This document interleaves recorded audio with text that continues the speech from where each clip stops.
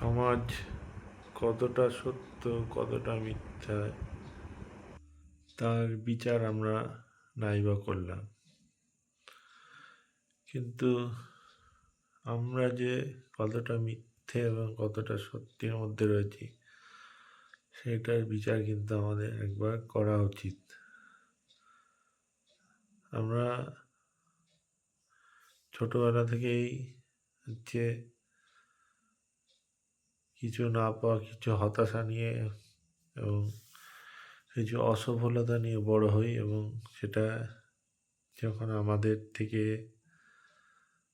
আরও দূরে যেতে থাকে এবং অসফলতা যখন আমাদের মধ্যে আরও বেশি করে ঢুকতে থাকে, তখন আমরা এই সমাজকে দোষ দিই।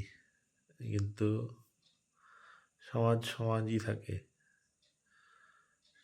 সেটার ভালো দিক যেমন আছে তেমন খারাপ দিকই আছে, এবং আমাদের দেখার পরিপ্রেক্ষিতে সমাজকে আমরা সেইভাবেই মেনে নিই যেভাবে আমরা সমাজকে দেখি। যদি ভালো দেখাই তাহলে সমাজ ভালো, আর যদি খারাপ দেখাই তাহলে সমাজ খারাপ। কিন্তু এখনকার যুগে সমাজ আর সেই আগের মতো ভালো নেই, এখন খারাপটাই সবচেয়ে বেশি।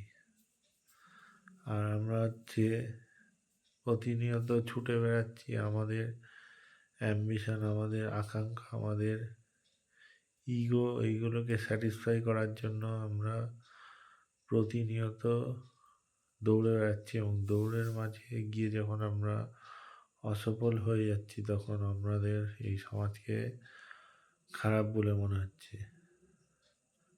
তা আজকের যাদের জেন জি বলা হয়, এবং তারা এখন বড় হচ্ছে, এবং তারা হচ্ছে আমরা যত না ডিপ্রেশনে রয়েছি তার থেকে ঘোর গুণ বেশি ডিপ্রেশনে তারা ভুক্তভোগী। কারণ তাদের উপর একটা প্রেশার ক্রিয়েট করা হয় সমাজকে এগিয়ে নেওয়ার জন্য, সমাজকে সঠিকভাবে চালানোর জন্য। এই প্রেশার ক্রিয়েটটা যত না আমাদের উপর হয়েছে তার থেকে দ্বিগুণ হচ্ছে এখনকার সমাজে হচ্ছে, এবং সেটা সব ক্ষেত্রেই, পড়াশুনো, চাকরি এবং নিজের জীবনকে চালানোর জন্য। যদি কেউ একা থাকতে যায় তাকে একা থাকতে তার অসুবিধা কী? যদি কেউ অন্যভাবে থাকতে যায় তাহলে সেটাতে অসুবিধা কী? আমাদের তো অত দেখার দরকার নেই। তার জীবন, তার লাইফস্টাইল, সে কীভাবে থাকবে না থাকবে সেটা তার সম্পূর্ণ তার ব্যক্তিগত ব্যাপার। কিন্তু সেখানে হচ্ছে আমরা প্রতিনিয়ত হস্তক্ষেপ করছি, এবং যার ফলে সেই হস্তক্ষেপের ফলে সেই জিনিসটা আস্তে আস্তে মানে খারাপের দিকে যাচ্ছে বা বিগড়ে যাচ্ছে। আমরা যদি সেখানে হস্তক্ষেপ না করে সেটাকে সহজভাবে মেনে নিই তাহলে হচ্ছে সেই দিকটা আর খারাপ না হতে পারে। এইটা সত্যি কথা যে সমাজে টাকা ছাড়া সমাজে মানুষের কোনো অস্তিত্বই নেই। কিন্তু সবারই আমাদের মনে রাখতে হবে যে টাকার ঊর্ধ্বে হচ্ছে মানুষ, মানুষের ঊর্ধ্বে টাকা নয়। যদি কম্পেয়ার করা হয়, আমি একজন মানুষ, আমার ভিডিও যে দেখছে সে একজন মানুষ। আর যদি বলা হয় যে সবচেয়ে বড়, আমার কাছে মনে হয় সবচেয়ে বড় ধর্ম হচ্ছে মনুষ্য ধর্ম। আমি যদি 5টা মানুষ বা 5টা জীবের উপকার করি তাহলে উপকারের প্রতিদান হিসেবে কিছু না কিছু তো ফল পাবোই, যেটা আজ না পাই, এই জন্মে না পাই, নেক্সট জন্মে কোনো না কোনোভাবে আসবে। আর শাস্ত্র বলে তো যে মনুষ্য জন্ম হচ্ছে সবচেয়ে পুণ্যতম জন্ম। তাহলে আমরা নিশ্চয়ই আগের জন্মে কিছু না কিছু পুণ্য কাজ করেছি, যার জন্য আমরা মনুষ্য জন্ম পেয়েছি। তা সেইখানে যখন হাজার লড়াই বিগ্রহ করে আমাদের যখন এই জন্ম নিতে হচ্ছে, তাহলে এই জন্মে আমরা হাজার লড়াই বিগ্রহ করে মাঝে মাঝে হেরে যাওয়ার কথা ভাবি কেন? সমাজ আমাদের তুচ্ছ তাচ্ছিল্য এবং আমাদের নাও বুঝতে পারে, কিন্তু আমাদের কর্ম আমাদের করে যেতেই হবে। কর্মের ফলে আশা করতে হবে না, কর্মকে করতেই হবে। এটাই সত্যি, এটাই বাস্তব। আর তার মধ্যে কিছু মুখোশধারী মানুষ আসবে, তার মধ্যে কিছু শত্রু বন্ধু হয়ে যাবে, আবার কিছু বন্ধু শত্রু হয়ে যাবে, কিছু আপন লোক পর হয়ে যাবে, কিছু পর আবার আপন হয়ে যাবে। এটাই হচ্ছে সমাজে আশ্চর্য নিয়ম। তাই আগের ভিডিওতেই বলেছি যে নিয়তির একই খেলা, আর যেখানে গিয়ে সব কিছু শেষ হয়ে যাচ্ছে, তাহলে এত অহংকার কিসের? আমরা জন্মেছি পরের দানে, মৃত্যুর সময় যে খাট বয়ে নিচ্ছে সেটা পরের দানে, আর যখন জীবিত রয়েছি বা জীবিকা উপার্জন করছি সেটাও কিন্তু পরের দেবে।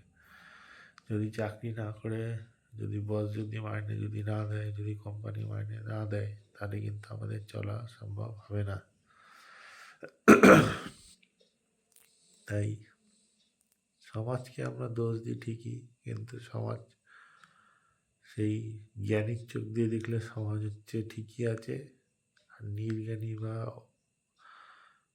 মূর্খ লোকের চোখ দিয়ে দেখলে সমাজ সত্যি খারাপ হয়ে গেছে। আর দুটো জিনিস বলি যে মানুষকে একবারই সুযোগ দেওয়া যায়, সুযোগ যদি একবার মিস করে ফেলে দ্বিতীয়বার তাকে আর সুযোগ দেওয়া যায় না। আর দ্বিতীয় কথা হচ্ছে যে বন্ধু, যে আত্মীয়, যে পরিবার, যে তোমার পাশে থেকে তোমারই সাথে শত্রুতা করবে এবং তোমাকেই তোমার পরিবারের কাছে ছোট করার চেষ্টা করবে, সেই সমস্ত মানুষদের থেকে ধীরে ধীরে দূরে সরে যাও। কেননা তার এইটুকু বোঝার ক্ষমতা নেই যে কাদা যখন ছেটালো, তাহলে সেই কাদার চেয়ারের মধ্যে বা পাকের মধ্যে তাকেও একদিন পড়তে হবে। সমাজে কেউ কারো কোনোদিনও ভালো করতে যায়নি, এবং ভালো করাকে সবসময় মনে করে খারাপ, মানে ভালো করাকে সবসময় মনে করা হয় খারাপ করা হচ্ছে। আর যতদিন না মানুষ নিজের পায়ে ঠেকে শিখেছে যে ওটা ভুল হয়েছে, ততদিন পর্যন্ত মানুষ বা মানুষের সেই ধারণা জন্মাবে না, যতদিন না পর্যন্ত সে নিজের পায়ে নিয়ে কুড়ুলটা মারছে।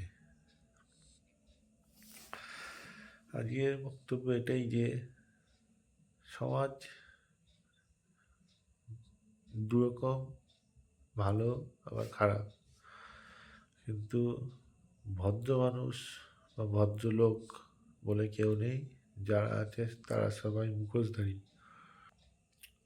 তাদের যদি কোনো কারণে স্বার্থে ঘা লাগে বা লাগানো হয়, তাহলে তাদের সেদিন সেই ভালো মানুষের মুখোশ খুলে বিকৃত এবং একজন ভয়ঙ্কর মানুষ বেরিয়ে চলে আসে। তাই এই সমস্ত সো-কল্ড ভদ্রলোক সয়ে থাকা মানুষের থেকে দূরে সরে থাকতে হবে। আর যারা প্রকৃতই ভদ্রলোক আর প্রকৃতই জ্ঞানী লোক, তারা সমাজে এক করে নিশ্চিন্ত মনে পড়ে আছে, তাদের কি হচ্ছে না হচ্ছে তাই নিয়ে কোনো মাথা ব্যথা নেই। আর এই হচ্ছে সমাজের অবস্থা, যে যেখানে ভালো মানুষের কোনো কদর নেই এবং সবচেয়ে মিথ্যাবাদী এবং মুখোশধারী মানুষের কদর আছে। আজকে এই পর্যন্তই থাকলো, কালকে অন্য বিষয়ে অন্য কিছু নিয়ে কথা হবে।